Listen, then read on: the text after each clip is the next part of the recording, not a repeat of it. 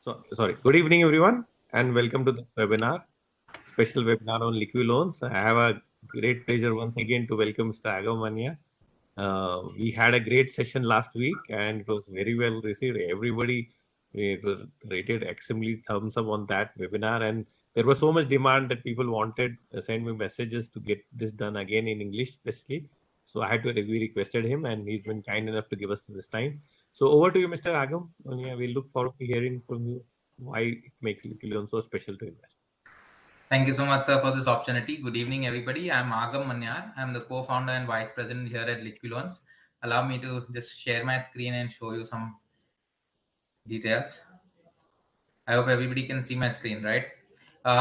So before running through what Liquiloans does and how it helps save fixed income investors, not just make a good return which helps them beat inflation and also preserve their capital, but also helps them mitigate the risks that existed in the traditional ecosystem, right? We have lost money in AAA debt funds, people have lost money in bank FDs, people have lost money in safe bonds and NCDs. We said through Liquiloans, we'll mitigate all of these risks and help you not just get a very good product, but a perpetually safe and transparent product. Before that, I'll give you a very quick, short introduction about myself. I've been a wealth manager all my life. I've worked with IIFL Wealth, which is now a listed entity. I've worked there for nearly 6 years, managed more than 3,000 crores of assets. Post which worked with JM Financial Wealth Management for another 2 years, managed 2,000 crores. Also got a company listed. I'm sure some of you all would remember a company called Fine Organics that listed nearly 4-5 years back. That IPO was done through me. And then early in the journey, I joined Liquiloans as a co-founder to disrupt the debt ecosystem and bring to investors and our partners a very, very safe fixed income instrument, right? So quickly running you through why we started this company and what was the idea and thought process behind it. We started this company in 2018. This was promoted by Gautam and Achal that you can see in the bottom right. These essentially are my friends. So Gautam and Achal are essentially school friends, but Gautam became a dear friend with me when he was working in IIFL. So he is a pass out from IIM Calcutta, worked with me for 2012 to 2015. And Achal essentially is a Nursing Monji MBA pass out, has worked with ICICI, HSBC, and other banks. Post which both of these gentlemen started a company called Rento Mojo in 2015. Rento Mojo is India's largest furniture and appliance leasing platform, which is valued at over 1,000 crores now, which has got investors on their board, which are marquee names like Axel Partners, who are one of the largest investors in Flipkart and Facebook, IDG Ventures, and Bain Capital, which is one of the world's largest consultancy firm. Recently, also Samsung family has invested in the said firm. So what they were doing erstwhile in Rento Mojo was buying a load of furniture and then leasing it out to various individuals, right? So when that was happening, what we saw is that what the business that they built was quasi peer-to-peer. They were raising capital from investors, but they were not giving out the money as loans, but they were converting them into assets and leasing the assets out, right? So a lot of you may still have a question of what essentially is peer-to-peer. Peer-to-peer is nothing new as a concept. It's an age-old tradition that we used to have, right? Lending monies to one another. That is just packaged in a regulated format, and it's called peer-to-peer. So as Rento Mojo scaled up, they got a large investor on their board called Mr. Renaud Laplanche, who's the CEO of the largest peer-to-peer firm in the world based out of the US called Lending Club. Their CEO essentially became an investor and eventually guided Gautam and Achal and introduced them to the peer-to-peer world, asking them to really think about how they could really start a pure peer-to-peer play in the country. Because what he saw from there was that in India, essentially, old traditional fixed income instruments were failing. People were losing money. People did not get the requisite safety. The returns were subpar. So essentially, they said if you can work cohesively and create an alternative product where at one end you get very safe investments for a fixed income investor, on the other end give out loans to good prime borrowers and price them correctly, they could essentially make a win-win business model. So Gautam Achal thankfully loved the idea, came back to India in 2018, and early in the journey we were thinking how to start and go about it. Thankfully, RBI brought in peer-to-peer NBFC licenses and regulations in 2018. That provoked Gautam and Achal to think about this very seriously, and then eventually they moved out of Rento Mojo, although they still hold shares in the parent company, and they started Liquiloans in 2018. Thankfully, seeing the success of Rento Mojo, Matrix Partners reached out to Gautam and Achal, wanting to know that what these two guys are up to. When they heard about the business and the model that these guys wanted to create, Matrix were the early believers and investors into Liquiloans. They nearly invested 10 crores, which was at that point of time $2 million into the company as equity. Some of you all may not know Matrix. Matrix is one of the largest investors in Ola Cabs, Ola Scooter, Country Delight, M-Swipe, Razorpay, etc., etc. Right? Along with Matrix, we essentially got promoters of Famicare. So Famicare essentially is a company that got sold off to Mylan in 2016. The promoters of Famicare were India's largest individual income taxpayer. So it was not even a Tata, Birla or Amani. It was Mr. Ashutosh Taparia of Famicare who pays the highest individual.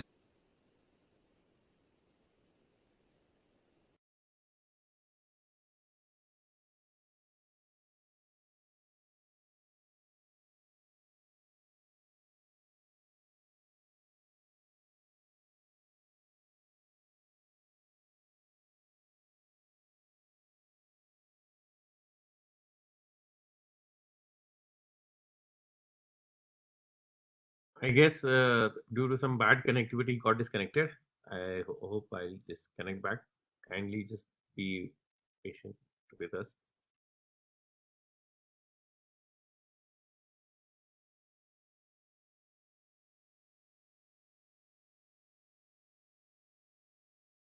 Share my screen. Apologies for some Yeah. network issue. Right. I hope everybody has seen this slide. So if you can just confirm, I can move ahead. Yes, you were around this slide only. Right. So I was saying here, I'll just give you a quick snapshot. We said the best lenders in the country, the top Mr. banks and Agam, NBFCs, essentially had the lowest NPAs in retail loans versus 4.5 times NPA in corporate loans. Right. And as, Mr. Agam, yes, sir. Mr. Can you just go a slide before this? Because This. Mr. Kalyan Krishnan, was this the slide? Because I was able to hear. Okay, I guess before that also. That was just Because I the introduction of the company, sir. yeah, from here this point, yeah, from you Sure. finished the introduction that we had here the introduction. So I guess from this point onwards, Perfect. means you So can I'll go to the next, begin with the next one. Right. So I'll just give you a snapshot here. We started in 2018, backed by Matrix, who is one of the largest investors in Ola, Quicker, Tribo, Razorpay, MSwipe, etc. We got backed by the promoters of Famicare, who's the India's largest individual taxpayer for 2016, Abhishek Dalmia from the Dalmia Bharat family, Kunal from Cred, Mr. Satya Bansal from Barclays Wealth. They essentially backed us, gave us 12 crores of equity capital, and we had not even started the business. Shows that they had enough and more trust in the management and knew that this product will essentially scale up. When we started this business, what we understood that Indians love fixed income as an investment product, right? Although equity is the most hyped asset class and everybody talks about equity all day, all night, the real money still remains in fixed income. And that's the data that is shown by the RBI's Household Finance Committee that 42% of our assets are essentially saved in fixed income. Only small exposure of 13.5% is in equities. The balance is in real estate and other assets like gold and silver. So what we saw is investors love fixed income. They don't want to take risk. They just want their capital to be safe, but should grow in a decent manner so that they can beat inflation and surely achieve their goals. And that's why investors have been all throughout their life largely Mr. doing bank Agam, deposits. Mr. Agam, Yes, sir. can you switch off your video? I think that will help in bandwidth from your side. Yeah, Your video I'll do is, that. yeah, now Is it better, sir? Hello. yes, it is much better. No. Lovely. So I Yes, think yes, that it is much Indians love better in. fixed income and largest allocation of our monies is largely in fixed income. And that's why we see that investors still love bank deposits. They do PPF, they do post office deposit, Kisan Vikas Patra, or even debt mutual funds, right? What we saw is, unfortunately, in the last 10-15 years, fixed income investors were not happy. This was largely attributed to two large reasons. One, interest rates in the economy fell down meaningfully, right? When you invest in a fixed deposit today, let's assume an FD with Kotak Bank, you only make 4.5% pre-tax. An FD with an SBI or HDFC, largely 5% pre-tax. Whereas inflation is upwards of nearly 5%, which means the investors are not growing capital, they are eroding their capital, right? And the second large issue that fixed income investors faced is a lot of traditional products lost money, right?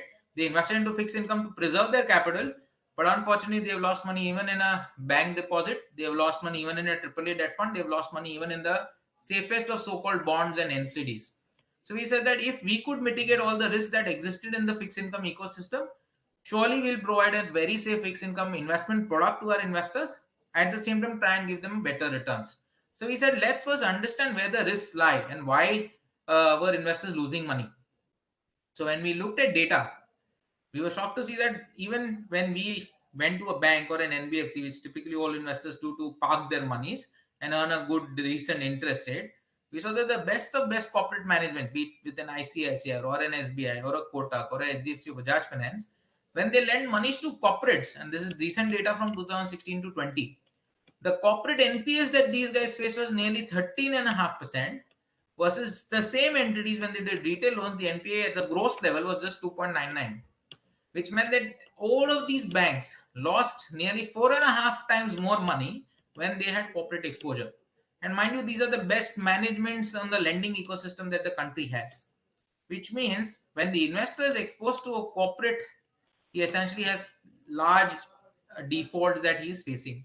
And that is what we saw translating into various investments. People, when they did debt mutual funds, had exposure only to corporates, lost a lot of money. People who had done bank FDs, people who have done debt funds, essentially lost a lot of money. Even who bought so-called bonds, lost money. So he said inherently the best banks and NBFCs that you will consider in the country is HDFC and Bajaj Finance, and that's why you see the red bar being the smallest or practically non-existent in these two entities. And the reason for the same is very safe and similar, where these guys never wanted to do corporate loans, and that's why I never took such exposure. Unlike an ICICI who gave a 50,000 crore to an SR, saw an NPA, completely wrote off that NPA. Gave 10,000 crores to Videocon, lost that 10,000 crores. SBI gave thousands of crores to Bhushan Steel, Kingfisher, etc., lost that money. And HDFC and Bajaj would never do such a mistake. They said, when I have a lot of money, I'll not give it to one guy or 10 guys or 50 guys. I'll give it to lakhs and lakhs of individuals, right? I would diversify my risk, provide a shorter term loan, give a small ticket size exposure to even any small individual. Thereby, I will always have one of the lowest NPAs in the country and one of the best profitability and growth numbers, right? And that's why a fund manager always keeps running behind an HDFC Bank and Bajaj Finance, and they continue to grow and compound at 20-25%, right? So inherently, we saw that the best loan books in the country have retail exposure, and even the best managements will always do better when you're doing retail loans. So then why, as an investor, you are not getting an exposure to retail books? All your exposure, be it through a bond, be it through an NCD, be it through a debt fund, be it through corporate bank, be it through an FD, you're only going to corporates. So he said that retail loan books have various advantages, right? Very diversified borrower, high diversified borrower base, very small ticket sizes, very small tenure loans, and retail borrowers essentially pay EMIs, which means they not just pay interest back on a monthly basis, they also pay principal. Versus most corporate borrowers never pay principal on a monthly basis. They have a bullet repayment at the end of their tenure of the loan. And in most cases, because of the capex cycles being very long, they don't even have that money to repay. And that's why you would have read 100,000 times in the newspaper saying that all these corporates eventually go for refinancing their debt, right? And in a scenario when the macroeconomic situation is not in their favor, unfortunately, they are not able to raise money, and that's why they go defunct or essentially become a defaulting borrower. So inherently, we said retail as a segment is very, very safe. Can you get a product which only gives you retail exposure? If so, then surely your monies are largely going to be safe. But in retail, what type of exposure should you take, right? Most people on the call will say that the best exposure that one should take is a secured loan exposure, because it's backed by some collateral. It can be a home loan, car loan, or a loan against property. But what data said is, in India, unsecured credit lines have at least 5 times lesser NPA than secured loans. And this, again, data is coming from CIBIL, which is the largest credit rating agency in the country. And this is the multi-year data, not just a point in time. This is year on year. What we see is the personal loan, consumer loan, and credit cards, which are so-called unsecured credit lines. These have way lower NPAs than a home loan, car loan, or a loan against property. And I'm sure you all must be thinking, why is this happening? Why is a secured loan not as secured as we considered? This is purely happening because all of the secured loans are essentially longer tenure in nature. They are 5-year, 10-year, 15-year, even 20-year loans, right? Where we see that considering these are 20-year loans, the biggest issue is that nobody has that long visibility. Today, I can surely pay a home loan which, let's assume, has an EMI of 50,000 rupees. Today, surely I can pay a consumer loan where the EMI is 4,000-5,000 rupees. But in the shorter term, I'll continue to repay my shorter tenure liabilities, which is 5,000 rupees of EMI. But in the longer term, nobody knows what will happen to my income, what will happen to my liabilities, what will happen to my priorities 5 years, 10 years, 15 years later. Neither the bank nor do I have any visibility of what's going to happen. And that is when there'll be issues where if something goes bad, right, let's assume there's a pay cut 5-10 years later, let's assume there's one more pandemic that comes in, I lose my job, let's assume there are heightened medical expenses in the family, which for which I will stop paying my large bulky EMIs, but surely I'll have enough and more savings to pay my smaller EMIs. And that's why the best loan books are essentially shorter tenure, small ticket size, unsecured loan books. That's why you saw that HDFC Bank, one of the largest and the best banks in the country, created a 1 lakh crore unsecured loan book with an average NPA of just 0.4%. Right? Inherently, we said that if consumer loan books are safer, and that is how Bajaj Finance has built his franchisee, can we do that? And right? And why we should look at consumer lending? Because the consumption is shifting online. People want to buy multiple products, multiple services, and don't need to go to the traditional format of going to a bank and applying for a loan and waiting for a week or 10 days to get the loan approved. Now loans are available directly at the doorstep of the vendor. You go to a Chroma, you go to Vijay Sales, you go to the Amazon, you go to Flipkart. All of these places offer you a loan. He said consumer lending is a good ecosystem to tap where NPAs are one of the lowest in the industry. That is where we created Liquiloans, where we said that for investors, we will build a prime retail debt investment product whereby they only get retail exposure. But here I attach an important word called prime. What do I mean by prime? Well, I said that when typically and traditionally when you are investing monies, you would say that I'm happy to lend monies out, but I want to keep my capital safe. That's why I'll only lend to a AAA. Or let's assume the maximum I'll go down is AA, right? But I'll not surely lend to a D-rated company, which essentially is called junk. The similar setup, when you extrapolate and look at the retail end, you will say, how do you distinguish between a good borrower or ugly borrower? The good part is, in the last 15-20 years, whenever any individual took any type of loan, can be a credit card, can be a personal loan, can be a two-wheeler, can be a four-wheeler, all of the repayments that the individuals kept on doing on a month-on-month basis were reported mandatorily by each and every bank in NBFC to CIBIL, Experian, and CRIF, which are India's largest credit rating agencies for individuals. These players, after evaluating our performance, after evaluating our credit utilization, after evaluating our intent, would then give us a score basis on a scale of 300 to 900, where if you are average 700 plus moving towards 900, you are considered as prime borrowers, and if you are towards 300, you are considered subprime borrowers. We said through Liquiloans, can we give you an access to only prime borrowers on the platform? And just by getting prime borrowers, your money does not become safe. Why am I saying that, right? Because what we saw in the past is a AAA debt fund had the best AAAs in the in the basket, but you still lost a lot of money. The reason attributed by most people to that loss is that there was Diwan Housing or an ILNFS. But the real reason that people lost money is not having a bad apple in the basket. It was because of overexposure or concentration risk, where the fund manager took a 6%, 8%, even 10% exposure in one of these papers. What if your investment to that debt fund was very well diversified, whereby your exposure even to a Diwan Housing or ILNFS was less than 0.5%? Then surely you would have not lost a lot of money, right? The same reason we say that when we will help you give exposure to prime borrowers, we will help you massively diversify. And that's the only way out to reduce concentration risk and mitigate any and all risk of losing principal or return, where our diversification model helps you diversify across average 150 to 200 plus retail high quality borrowers, whereby your exposure to even one prime borrower will be less than 0.5% of your invested principal. That means it's 5 to 10 times more diversified than the best of best debt funds, where the bone book is very similar to a Bajaj Finance. Average tenure of less than 12 months, average loans of 40-50,000 rupees. But the big question that should come to your mind is, how will we get these prime borrowers to borrow from us, right? People like you on the call, you will say, I'm a prime borrower. I will have no reason to borrow from Liquiloans because whenever I want a loan, I have a pre-approved line of credit from my bank. My bank keeps on calling me 5 to 10 times a month. There are competitive banks who keep on calling me. There are enough and more NBSCs who keep on calling me. So whenever I need funds, I will surely tap my bank because the lowest cost of capital is always available at bank. If not my bank, I'll go to an alternate bank. If not a bank, then eventually I'll go to a branded NBFC and borrow at 100, 200 basis points higher. But I will surely not go to a liquid loans because the cost of funds should surely be higher. And then how do we manage to get good people like you to borrow from us? We said we don't need to do any magic. We'll follow the Bajaj Finance's business model. So what did Bajaj Finance do uniquely over the last 10, 15, 20 years? They tied up with the vendors who are providing products and services.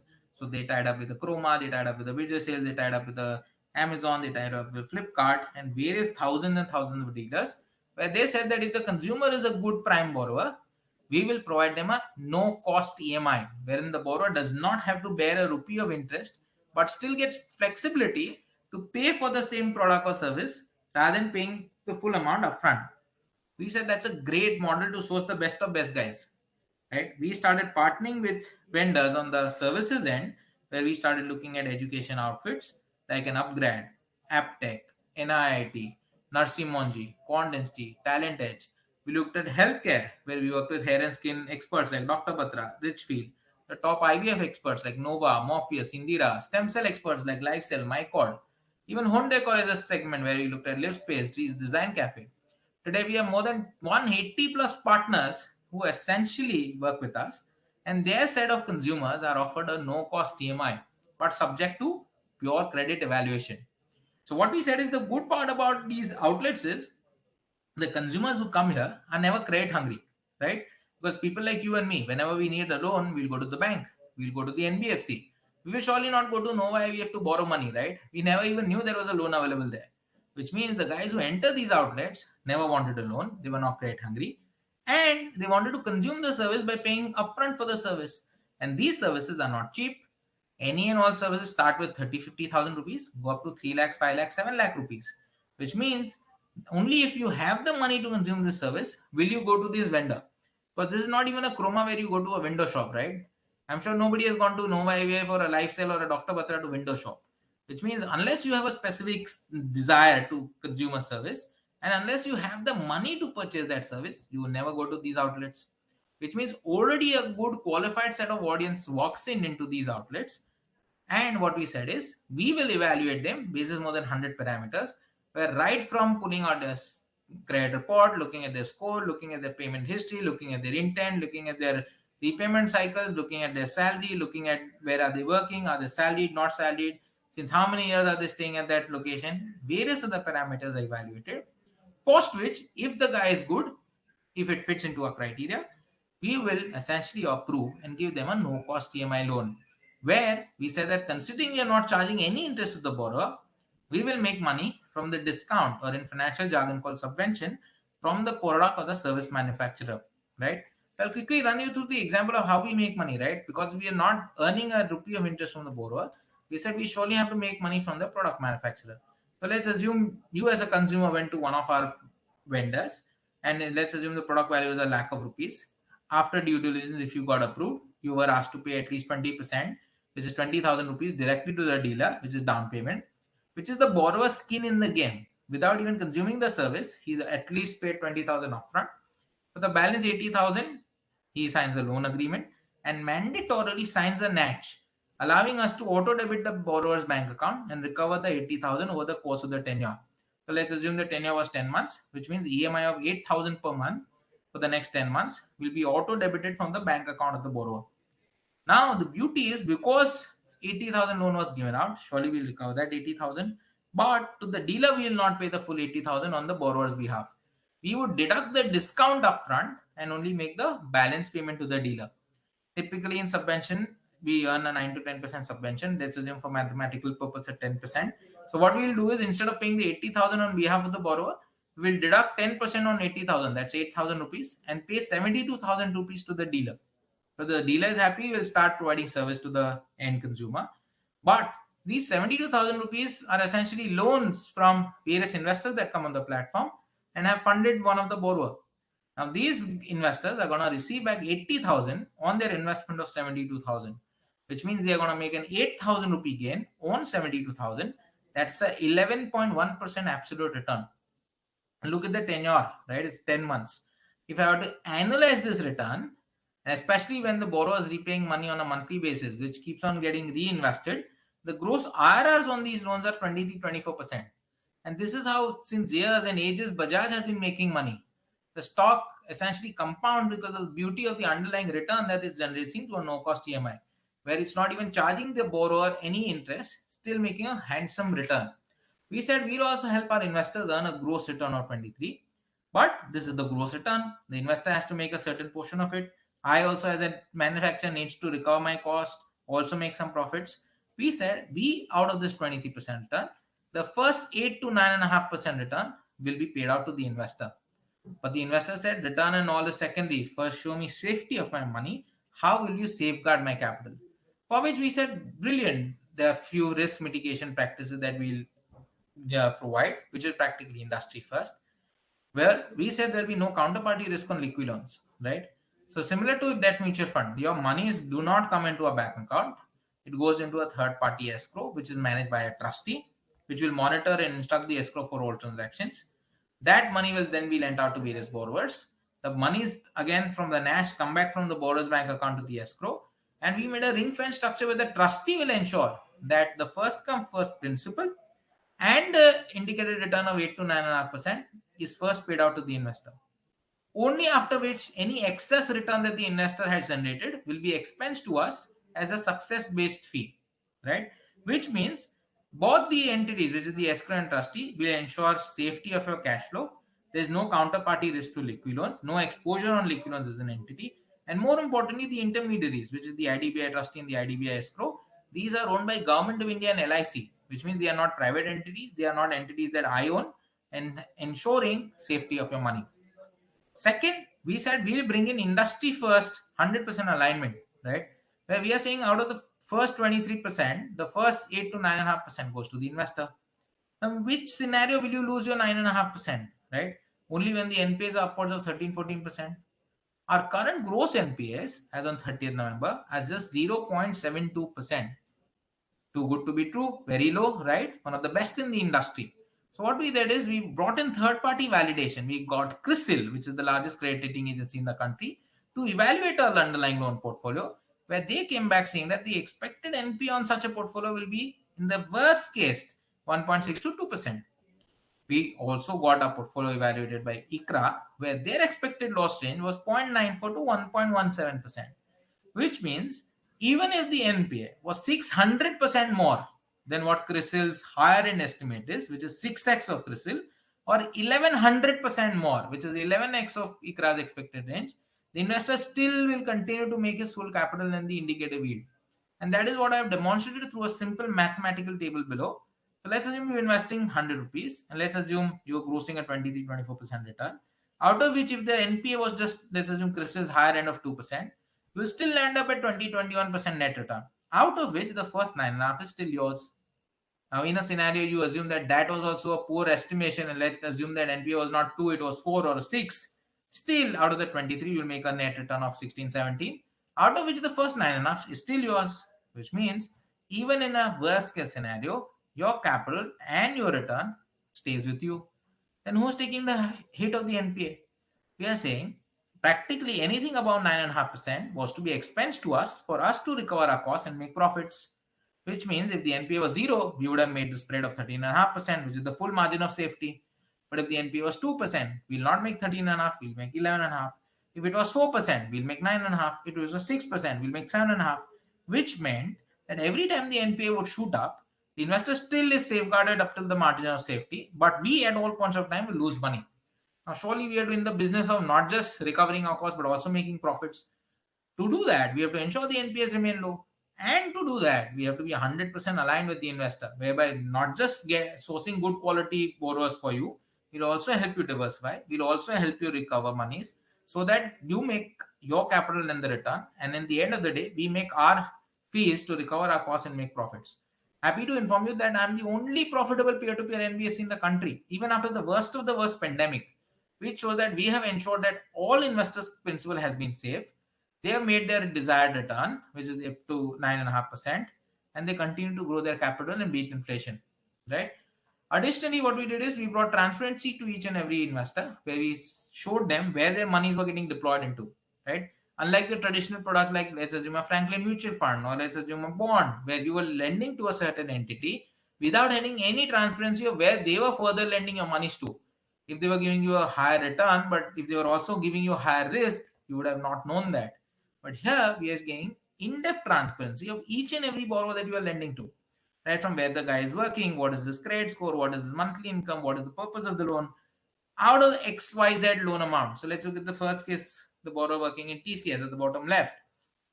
He took a 24-month loan where his monthly income is a lakh, which means in 24 months he's going to make 24 lakh rupees. But he's just taken a 2 lakh rupee loan.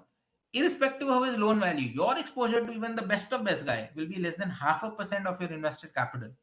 This investor has lent nearly 6 lakh rupees. His investment into the best of best borrower is just 2,600 rupees as an exposure, which is meaningfully low, thereby diversifying your risk. What we said is we'll not just provide this transparency, which is 24/7 by 365. We will essentially also give good returns. As I mentioned, the first 8.15 to 9.5% return goes to the investor, when the investor can start with the minimum of 50,000, invest up to 50 lakh rupees of PAN card easily. So even if you have an HNI, you can easily invest a crore or two, depending on the number of PANs he has in the family. But the first scheme for him to offer is a liquid scheme, which is a nil MHP scheme, where he comes in today, and even if he wants to stay put for 5 days, 10 days, 15 days, 80 days, whenever he wants to come, he wants to exit, he can do so. The yields on this product are up to 8.15% annualized yield.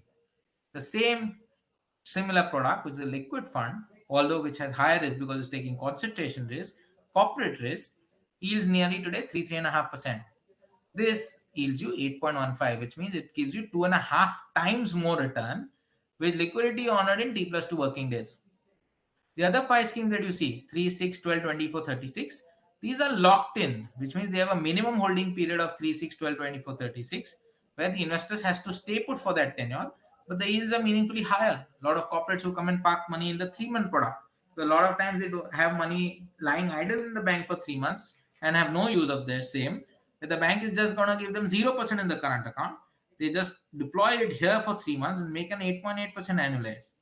If the same investor then has a 1-year tenure or wanted to do an FD with a bank which was not offering more than 5%, they can surely make an investment here and make nearly 9.5% on a pre-tax basis.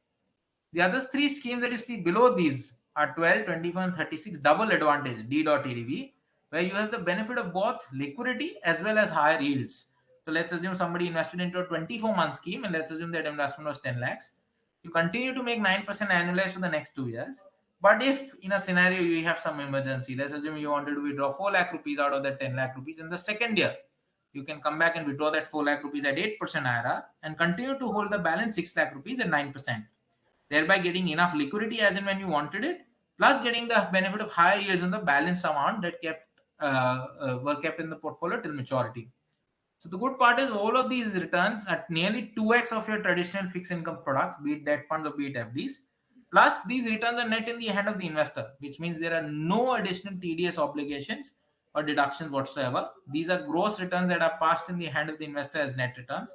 The only liability that they have at their end is finally paying taxes on it. And across all the schemes, investor has an option to either take a monthly interest payout or take a cumulative payout at the end of the predefined minimum holding period, right? The most important question that your investors will ask you, that I still believe maybe a fixed deposit or a bond or a debt fund is safer. I have clearly substantiated here that not just in terms of liquidity and returns, which are the primitive factors that the investor consider to invest their monies. On surely those fronts we are better because our returns are 8.15 to 9.5. And plus, even in the worst of the pandemic, even when there were 2 lower circuits, we have paid out each and every liquid investor who came and withdrew capital in T plus 2 working days. There was not even one additional day of delay. There was not even 1 rupee deducted. They got their full capital and their indicated yield, even in the worst of pandemic months. But investors will now need to appreciate and understand that how do they reduce risk in a fixed income instrument, which was somewhere lying in maybe an FD or a bond or a debt fund. The only way to reduce that is somebody has to be aligned with you, where we are putting this in black and white in each of our investor agreement, that unless and until the investor not just gets back his capital, but also his return, we as a platform will make zero top line, no income, no fee, no upfront fee, no exit ratio, no expense ratio, no management fee. We will make money only after you've got back your capital and the return. So we are not working like a debt fund where they keep on filling their pockets with expense ratios, and if there is a loss, they don't share the loss. They just pass on the loss by reducing the NAV, right? We said alignment of interest is important. Along with that, massive diversification is crucial, and that's why we diversify even more than 5 to 10 times that end of a debt fund. The third important variable that one needs to consider and ensure that the risk is low is credit risk, where we don't want to lend to corporates. We are very clear. We only want to lend to retail individuals where the risk is very, very low. The fourth important parameter that investors should consider is interest rate risk, right? 2 years back, your debt funds were yielding 8%, your liquid funds were yielding 6%. But today, the returns have gone down to 4 and 3% respectively. Why did this happen? This happened because the rates in the economy fell down. But in my product, there's no such impact of any such investment. Even if you invest for a 2 year, 3 year horizon, let's assume you invest into a 3 year horizon, a tenure which is 9% annualized. Even if the interest rate went half or even half of that, your returns don't change. You keep on making 9% annualized return, right? Practically saying that there's no interest rate risk on a product. And the fifth most important parameter to safeguard your money was the type of asset class exposure you took. I showed you earlier in the slide that the worst exposure that you could ever take was corporate exposure, which unfortunately is the exposure only served to you via an FD or a bond or a debt fund. But we as a company only provide retail exposure, which has the lowest NPS and the highest return. And that's why your risk adjusted return with us are meaningfully higher than all traditional investment products. Last but not the least, additionally, why should you invest with us? We are an uncorrelated asset class, which means last time when we saw crazy volatility, not just in equities, but also in the debt markets, where investors saw actual losses, M2M losses, our investors were having a good night's sleep because none of their monies were volatile. They had no M2M losses. We are an uncorrelated asset class, thereby ensuring their monies were preserved. They kept on making brilliant returns, beating inflation, and without worrying about what was happening in the market. And all of this could be achieved because of the high underlying quality of portfolio, which is similar to Bajaj Finance. The diversified, safe retail debt portfolio, diversified across multiple sectors, multiple borrowers, very granularly diversified across borrowers. And we've reduced the inherent risk. There is no counterparty risk, there's no interest rate risk, there's no concentration risk.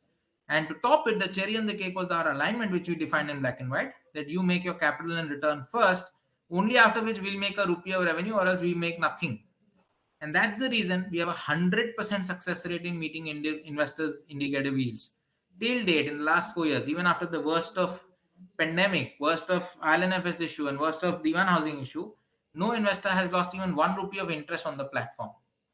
Quickly coming into the numbers, as on 30th November, we have disbursed more than 750 crores. Gross NPA industry leading or the lowest 0.72%. More than 2,25,000 loans given out, nearly 18,000 investors. And look at their love with us. Their renewals are nearly 9 out of 10 people come back and renew their capital. Right? They seen the performance, they continue to stay invested with us.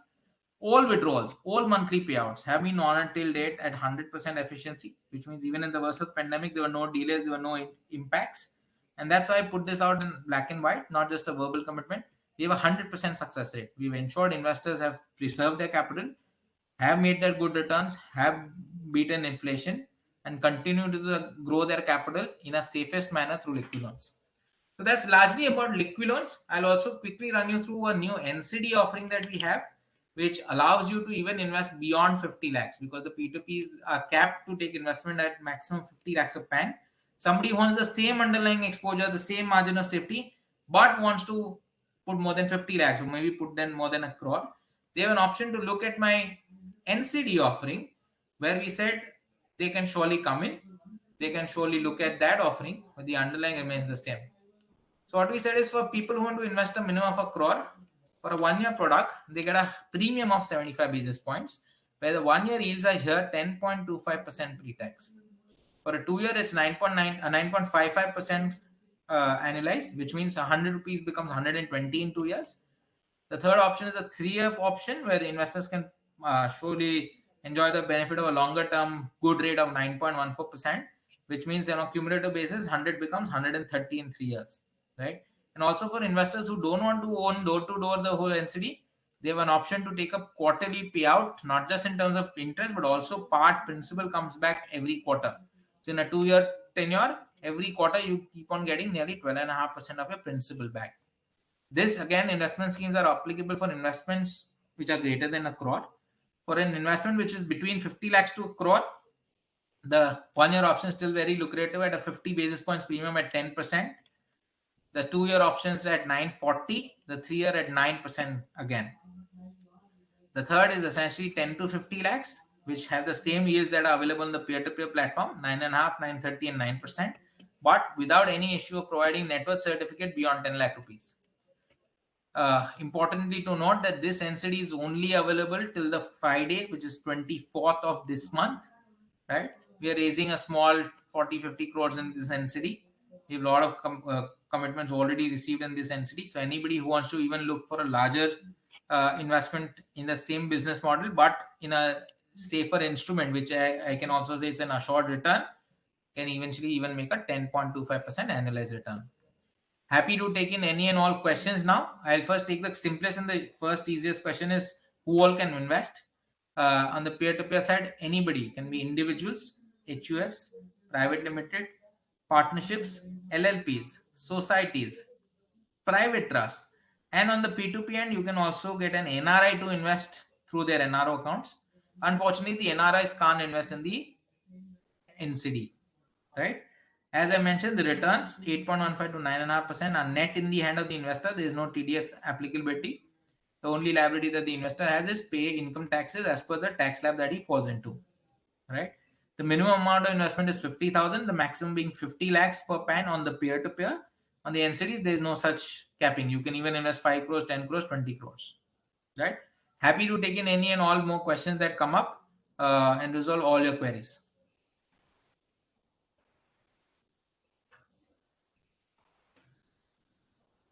Thank you, Mr. Agam. It was a wonderful webinar. I'm sure it would have left everybody very enlightened. And I'll just take the question from everyone. So, people who have any questions on the chat, I guess right now I don't see any questions. Are there any questions? If you want to ask any questions on the product or the or new offerings, very happy to take your questions.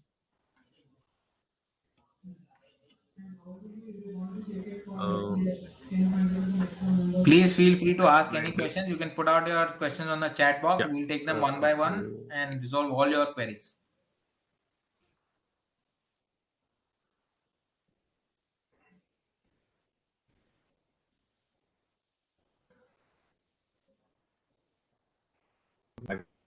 I think, yeah, Mr. Agam. The feedback is the session has been very informative, and right now I don't see any questions on any chat. So let me just try to, yeah. So Mr. Suresh has a question. Can you explain what is an NCD? Right. See, NCD is just a similar offering that we have on the P2P's end. It's from a different NBFC that we'd acquired in Mr. June. Agam, are you The there? underlying loans remain the same zero cost EMI loans through a diversified set of borrowers will be warehoused in the NCD, where the investors can make a better return. At the same time, can invest upwards of 50 lakh rupees very easily. So the NCD issuance essentially helps the investor to do a larger investment. Happy to also inform you, and I sorry forgot to tell you that when we also got the ICRA to estimate our loss, ICRA gave us a AA minus rating. It's one of the best ratings for a very young firm like us to get. Showcases the quality of the underlying and also the performance that we've delivered in the last 4 years. And that extrapolates even into the NCD, where we are seeing the NCD will do the similar set of loans, have the same margin of safety, give you a good first come first return of nearly 10 quarter annualized return if you invest upwards of a crore. That's essentially the NCD. If an investor wants to make an investment, on the peer-to-peer side, just needs to provide his basic KYC. If he's CKYC certified, just has to additionally give his mobile number, email ID, and the banking details, because the balance KYC will be fetched from the CKYC repository. For an NCD, again, has to provide his basic KYC documents. Anurag ji's team will essentially assist you with all the documentation requirements to get an investor to sign up and make an investment. The second question is, how do you make 20% plus returns, sir? The returns are purely a function of repayments coming back, which get reinvested. So I'll quickly run you through the cash flow again. So let's assume Anurag ji went to a partner called Upgrade to take a data science course, and once he got approved, he paid 20,000 to the dealer. Okay, for the balance 80,000, he took a loan, which let's assume for a tenure of 8 months or 10 months was that loan, which means he's paying 88,000 over the next 10 months. This repayment comes through the natch that he is signing up for. But against the 80,000, where he's taken a loan from us or our investors, we would not pay the full 80,000 to the dealer. Considering the dealer is getting more and more conversions and more volumes, he essentially passes on the discount to the financer, which in our case is the investor, and that we deduct upfront before releasing the payment to them. So let's assume the discount was 10%. We would deduct that 10% from 80,000, which is a sum of 8,000 rupees, and only disburse 72,000 on behalf of the borrower to the dealer, right? And then now the service will originate and the service will be provided to the relevant borrower. Now look at the cash flow. The investors lent out 72,000 on behalf of the borrower, but are gonna receive back 80,000 from the borrower, which means they are gonna make 8,000 on their 72,000, which is 11.1% absolute return. But the magic doesn't stop here because the borrower kept on repaying capital on a monthly basis. So let's assume the first EMI came in from Anuragji, which was 8,000 rupees. That will not remain idle in the balance in the bank account for the balance tenure. That 8,000 again will be reinvested in more consumer loans, again allowing the money to get a discounting benefit, thereby allowing the money to compound. So each and every such cash flow kept are reinvested, allowing the returns on the said loan on an annualized basis to earn 20 to 24%. And that is how all their life Bajaj has been making money through consumer loans or practically no cost EMI loans. That is how we also do that through our vendor tie-ups on healthcare, education, and home decor. The next question is for NCD. What is the minimum investment? So the minimum investment in the NCD is 10 lakh rupees, where even in 1 year product you can make 9.5% annualized. The options across all three tenures, which is 1, 2, and 3 years, there are three sub options. You can offer a monthly interest payout, or you can offer a cumulative payout, or you can offer a quarterly interest cum principal payout. Right? So minimum investment on the NCD is 10 lakhs. There is no maximum limit. The minimum on the peer-to-peer platform is 50,000 with a max limit of 50 lakh rupees per PAN card. Right. So basically, in nutshell, to explain, NCD is a product for very suitable for those investors who wanted to invest more than 10 lakhs, but they were getting inhibited by the P2P regulations, which does not allow more than 10 lakhs without a CA certificate. So NCD allows him to invest without a CA certificate, and that's how it makes it easy. Plus, it also overcomes the limit of 50 lakhs, which is again imposed by RBI for P2P investments. So here, customer can invest 1 crore or even higher. So basically, this innovative instrument overcomes those kind of limitations. Correct, Mr. Absolutely, sir. Absolutely.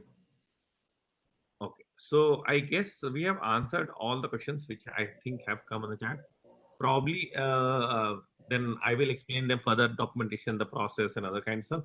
Thank you so much, Ms. Agam. It has been great pleasure for you for hosting you, and for taking this webinar again for all our partners, and I'm sure they are benefiting. So with this, okay, Mr. Kiran is saying that you have tie with so much, so who are selling. So, Mr. Kiran, I'll give you the top 5 borrowers. We will share you the list for that. Okay, the top 5 of each one of those kind of products and services. Okay, fine. Our Mr. pleasure, Agam. Anuragji. Thank you so much for the opportunity. I hope everybody liked the product. This Yes. product has been in the market for now more than 4 years with 100% success rate. Do try it out. Showcases this to the investors. Surely rewarding not just for the investor but also for you. All the additional details will be shared by Anuragji and his team. Look forward to active participation. Thank you all. Happy to have this discussion with you all. Anuragji can now take the call forward. Thank you, sir. Thank you, sir. Thank you so much.